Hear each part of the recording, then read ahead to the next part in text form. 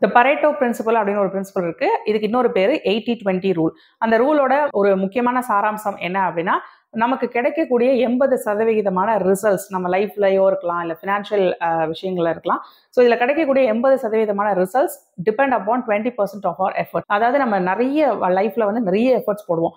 பணம் சம்பாதிக்கிறதுக்காக இருக்கலாம், ஒரு ரிலேஷன்ஷிப்பை சக்ஸஸ்ஃபுல்லா மெயின்டைன் பண்றதுக்காக இருக்கலாம், லைஃப்ல வந்து நம்மளுடைய ஸ்டேட்டஸை மெயின்டைன் பண்றதுக்காக இருக்கலாம், நம்மளுடைய செல்ஃப் இம்ப்ரூவ்மெண்ட்டுக்காக இருக்கலாம். ஸோ இப்படி வந்து ஒவ்வொரு விஷயத்துக்கும் நம்ம நிறைய எஃபர்ட்ஸ் போடுவோம். ஆனா நம்ம போடக்கூடிய அந்த ஸ்கேட்டர்ட் எஃபர்ட்ஸ்ல ஒரு 20% ஆஃப் த எஃபர்ட்ஸ் மட்டும்தான் நமக்கான 80% ஆஃப் த ரிசல்ட்ஸை கொடுக்கும் அப்படிங்கிறதா இந்த பாரேட்டோ பிரின்சிபல். இதை எப்படி நம்ம யூஸ் பண்ணிக்கலாம் அப்படின்னா, அந்த 20% எஃபர்ட்ஸ் என்ன அப்படிங்கிறத கரெக்டாக ஐடென்டிஃபை பண்ணி அந்த எஃபர்ட்ஸ்ல மட்டுமே நம்ம ஃபோக்கஸ் பண்ணோம் அப்படின்னா தேவையில்லாம நம்மளுடைய எனர்ஜி வந்து டிவியேட் ஆகிறதோ, நம்ம ஃபோக்கஸ் டிவியேட் ஆகிறது, எனர்ஜி வந்து தேவையில்லாம நிறைய இடத்துல ஸ்ப்ரெட் ஆகி நம்ம வந்து டயர்ட் ஆகாம இருந்து இது 20%ல மட்டுமே ஃபோக்கஸ் பண்ணா ஈஸியா அந்த 80% ரிசல்ட்ஸை எடுத்துடலாம். ஸோ இந்த பாரேட்டோ பிரின்சிபல் ஆர் த 80-20 ரூலை எப்படி உங்களுடைய ஃபினான்ஷியல் லைஃபுக்கோ இல்ல பர்சனல் ஃபினான்ஸ் செக்டருக்கோ யூஸ் பண்ணலாம் அப்படின்னு சொல்லிட்டு இப்ப பார்ப்போம். ஸோ பர்சனல் ஃபினான்ஸ் அப்படின்னு வரும்போது முதல்ல நம்ம எல்லாரும் யோசிக்கிற விஷயம் சேவிங்ஸ். ஸோ சேவிங்ஸ் அப்படின்னா பணத்தை எங்கெங்கெல்லாம் சேவ் பண்ணலாம், என்னென்ன விதத்துலலாம் சேவ் பண்ணலாம் அப்படின்னு சொல்லிட்டு யோசிப்போம். இந்த சேவிங்ஸ்னு பேசும்போது எப்படி வந்து சிக்கனமா இருக்கிறது, கஞ்சத்தனமா இருக்கிறதுனால நம்ம சேவ் பண்ணாம ஆக்சுவலி பணத்தை இழக்கிறோம் அப்படின்னு சொல்லிட்டு ஒரு வீடியோ இருக்கு.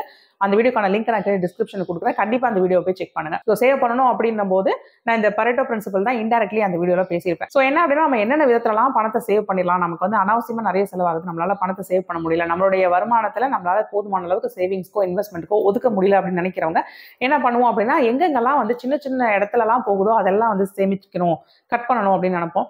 ஸோ இதுதான் அந்த கஞ்சத்தனம். ஸோ சில்லறையா எங்கேயாவது காசு போகுது அப்படின்னா வேணாம், இது ஒரு கப் ஆஃப் டீயா இருக்கலாம், ஒரு சின்ன விஷயமா இருக்கலாம், அதுக்கெல்லாம் வந்து செலவு பண்ணக்கூடாது அப்படின்னு சொல்லிட்டு கஞ்சத்தனமா ஹோல்ட் பண்ணுவோம். பட் சேவிங்ஸ் அப்படின்னு நீங்க பார்க்கும்போது ஆக்சுவலா சின்னதா நீங்க பண்ணக்கூடிய, அதாவது 20% பண்ணக்கூடிய ஒரு விஷயம் தான் உங்களுடைய பெரிய அளவுல உங்களுடைய பணம் கரைஞ்சு போறதுக்கான ஒரு சோர்ஸா இருக்கும் அப்படிங்கிறது நிதர்சனமான உண்மை. ஸோ சின்ன சின்ன விஷயங்கள்ல நம்ம ஃபோக்கஸ் பண்ணாம பல்கா எங்கெங்கெல்லாம் போகுது, ஒரு டிரான்ஸ்போர்ட்டுக்கு நம்ம வந்து பல்கா செலவு பண்றோமா, எங்கேயாவது கடனுக்கோ இஎம்ஐக்கோ வந்து பல்கா நம்மளுடைய பணம் எல்லாம் வந்து போகுதா அப்படிங்கறத ஐடென்டிஃபை பண்ணி அந்த பெரிய சேனல் இருக்கு இல்லையா, அந்த சேனலை எப்படி கண்ட்ரோல் பண்ணணும் அப்படின்னு சொல்லிட்டு நீங்க பாத்தீங்க அப்படின்னாலே, ஃபார் அன் எக்ஸாம்பிள் ஏதாவது ஒரு பெரிய ரெண்ட் இல்லைன்னா வந்து இஎம்ஐ, ஹவுசிங் இஎம்ஐ அந்த மாதிரி விஷயங்களுக்கு உங்களுடைய பிக் அமௌண்ட் ஆஃப் மணி போகுது அப்படின்னா அந்த சேனலை எப்படி ரெடியூஸ் பண்றது, எப்படி மினிமைஸ் பண்றது அப்படின்னு சொல்லிட்டு நீங்க பார்க்கணும். ஸோ ரீஃபினான்ஸ் பண்ணலாம், லோன்ஸை வந்து ரீஃபினான்ஸ் பண்ணலாம், இல்லைன்னா லெஸர் இன்ட்ரெஸ்ட்டுக்கு லோனை வந்து வேற ஒரு இடத்துக்கு மாற்றி விடலாம். அண்ட் அந்த இஎம்ஐ வந்து எப்படி கண்ட்ரோல் பண்றது, அந்த இஎம்ஐ எப்படி வேகமா பே பேக் பண்றது அப்படிங்கறத ஆப்ஷன்ஸ் நீங்க பார்க்கணும். அதை விட்டுட்டு சின்ன சின்ன இடங்கள்ல ஃபோக்கஸ் பண்ணக்கூடாது. நெக்ஸ்ட் 80-20 ரூலை நீங்க முக்கியமா அப்ளை பண்ணக்கூடிய இடம் அப்படிங்கிறது இன்வெஸ்ட்மெண்ட். இன்வெஸ்ட்மெண்ட் அப்படிங்கிறது எவ்வளவு முக்கியம், சேவிங்ஸ்க்கு எவ்வளவு முக்கியத்துவம் தரமோ அதை விட அதிகமான அளவு இன்வெஸ்ட்மெண்ட்டுக்கு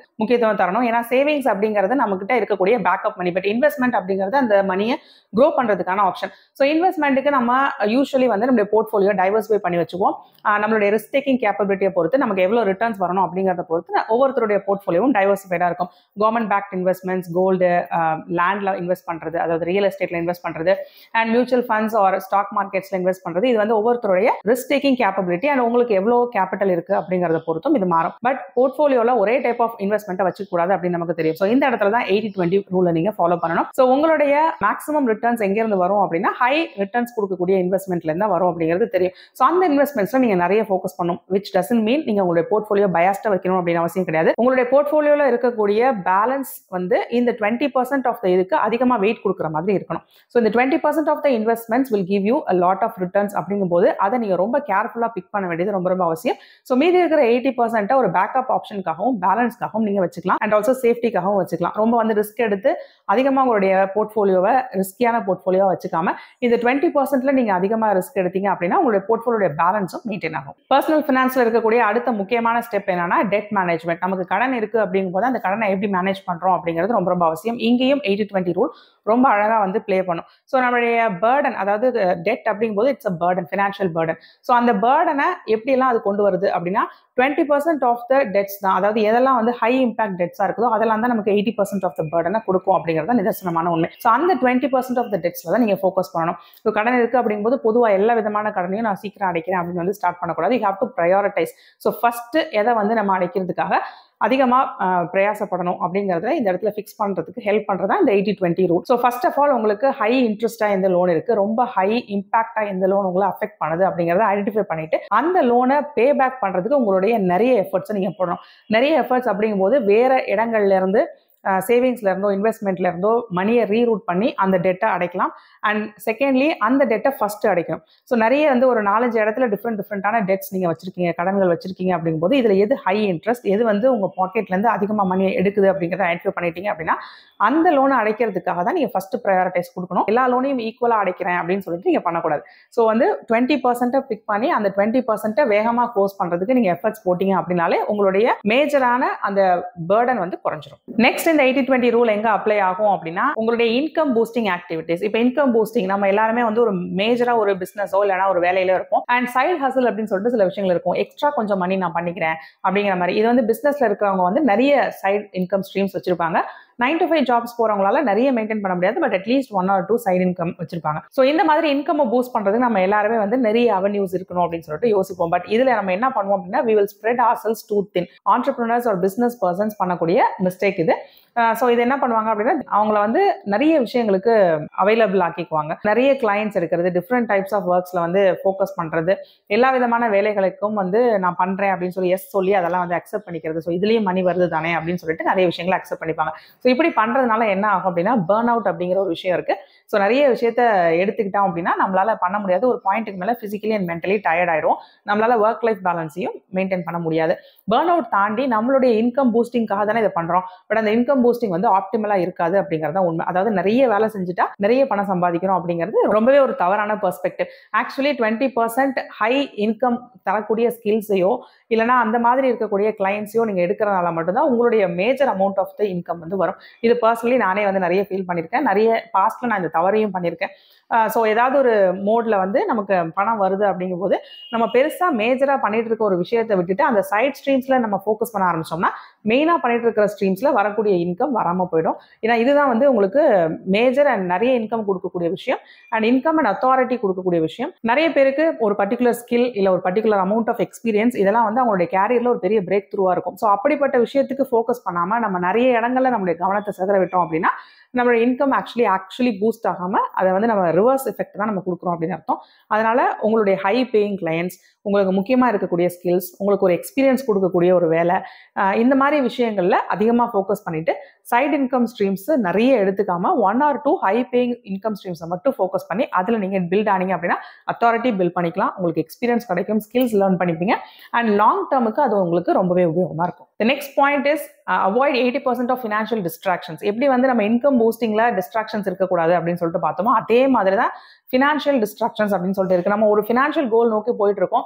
நமக்கு வந்து லைஃப்ல நெக்ஸ்ட் இந்த விஷயங்கள்லாம் நடக்க போது, நமக்கு இந்த இன்கம் இருக்கு, இதை வச்சு சேவ் பண்ண போறேன் அப்படின்னு ஒரு ட்ராக்ல நம்ம போயிட்டு இருக்கும்போது சைட்ல வந்து நிறைய ஃபினான்ஷியல் டிஸ்ட்ராக்ஷன்ஸ் வரும். மற்றவங்களை பார்த்து எடுக்கக்கூடிய டிஸ்ட்ராக்ஷன்ஸ் இருக்கலாம். யாராவது ஒரு புது பிசினஸ் ஓப்பன் பண்ணிருப்பாங்க, ஒருத்தவங்க வந்து புதுசா வீடு கட்டிருப்பாங்க, ஒருத்தவங்க கார் வாங்கியிருப்பாங்க, ஒருத்தவங்க வேற ஏதாவது ஒரு முயற்சியை ஸ்டார்ட் பண்ணிருப்பாங்க. ஸோ இந்த மாதிரி விஷயங்கள்லாம் பார்த்து இதை நானும் பண்ணணும், அவங்க வந்து இதை பண்ணிட்டாங்க, இதை நானும் பண்ணலான் இருக்கேன், இதை ட்ரை பண்ணலான் இருக்கேன், அவங்க எல்லாம் இது பண்ணிட்டு இருக்காங்க, ஏன் நம்ம மட்டும் பண்ண மாட்டேங்கிறோம் இப்படின்னு சொல்லிட்டு ஃபினான்ஷியலா டிஸ்ட்ராக்ட் ஆகிறது.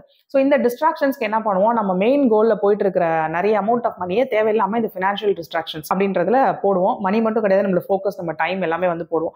ஸோ அந்த மாதிரி போடும்போது நிறைய விஷயங்கள் வந்து பாத்தீங்கன்னா உங்களுடைய மெயின் ஃபோக்கஸை அடையவே முடியாத அளவுக்கு உங்களை கொண்டு போய் லாக் பண்ணிடும். உதாரணத்துக்கு ஏதாவது ஒரு லாங் டேர்ம் இஎம்ஐல நீங்க மாட்டிக்கிறீங்கன்னு வச்சுக்கோங்களேன், உங்களுடைய மெயின் ஃபோக்கஸ் உங்களுடைய கல்யாணமா இருக்கலாம், பசங்களோட படிப்பா இருக்கலாம், ஒரு வீடு கட்டணும் அப்படின்ற ஒரு கோலா இருக்கலாம், ஏதாவது ஒரு கோலுக்கு நம்ம போயிட்டு இருக்கோம். அப்படிங்கும்போது இந்த சின்ன டிஸ்ட்ராக்ஷன்ஸ்ல நீங்க மணியை வந்து விட்டுட்டீங்க அப்படின்னா உங்களுடைய மெயின் கோலை நீங்க அச்சீவ் பண்ண முடியாமலே கூட போயிடும். அதனால 80% ஆஃப் த ஃபினான்ஷியல் டிஸ்ட்ராக்ஷன்ஸ் நீங்க ரிமூவ் பண்ணிட வேண்டியது ரொம்ப ரொம்ப அவசியம்.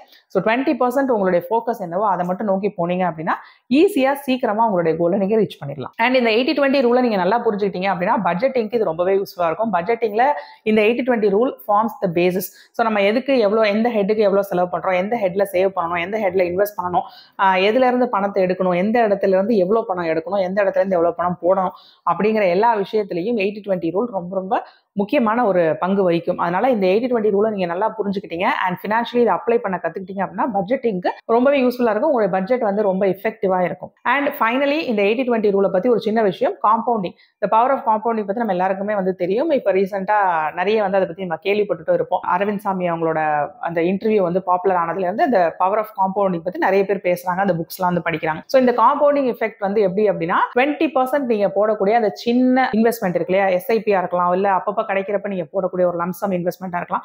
அதை ப்ராப்பராக காம்பவுண்டிங் எஃபெக்ட்டுக்கு லாங்கராக நீங்கள் விட்டீங்க அப்படின்னாலே உங்களுடைய பிற்காலத்தில் உங்களுக்கு ஹெல்ப் பண்ணக்கூடிய கார்பஸ் அது வந்து 80% ஆஃப் த கார்பஸ் வந்து அதிலிருந்து உங்களுக்கு கிடைக்கிறதுக்கான வாய்ப்புகள் அதிகம். So the earlier you start the better. So எவ்வளோ சீக்கிரம் ஆரம்பிக்கிறோமோ நீங்கள் ரொம்ப சின்ன அமௌண்ட் அதில் இன்வெஸ்ட் பண்ணிட்டே வந்தீங்கன்னா போதும், உங்களுக்கு பிற்காலத்தில் அது 80% ஆஃப் த பேக்கப் உங்களுக்கு கொடுக்கறதுக்காக பெரிய அமௌண்ட்டாக அது வளர்ந்துருக்கும். ஸோ இந்த 80-20 ரூல் இஸ் வெரி ப்ரெஷியஸ். இது ஃபினான்ஷியல் மட்டும் கிடையாது, பர்சனல் லைஃப்க்கு, உங்களுடைய ஒர்க் லைஃப் பேலன்ஸுக்கு, உங்களுடைய செல்ஃப் இம்ப்ரூவ்மெண்ட்க்கு, ரிலேஷன்ஷிப்க்கு எல்லா விதத்துலையுமே அது யூஸ் ஆகும். பிஸ்னஸ் அக்வைண்டன்சஸ்க்கும் இது ரொம்பவே யூஸ்ஃபுல்லாக இருக்கும். அதனால இந்த 80-20 ரூலை நல்லா புரிஞ்சுக்கோங்க. பர்சனல் ஃபினான்ஸ்க்கு இதை எப்படி அப்ளை பண்ணணும் அப்படின்னு சொல்லி இந்த வீடியோவில் பார்த்தோம். இதில் ஏதாவது டவுட்ஸ் இருந்துச்சுன்னா அது தாராளமாக கமெண்ட் செக்ஷனில் கேளுங்க, அதுக்கான ரிப்ளைஸ் நான் கொடுக்குறேன். இதே மாதிரி இன்னொரு யூஸ்ஃபுல் தகவலோட நான் உங்களை அடுத்த வீடியோவை சந்திக்கிறேன். Until then, it's bye from Jane. நன்றி, வணக்கம்.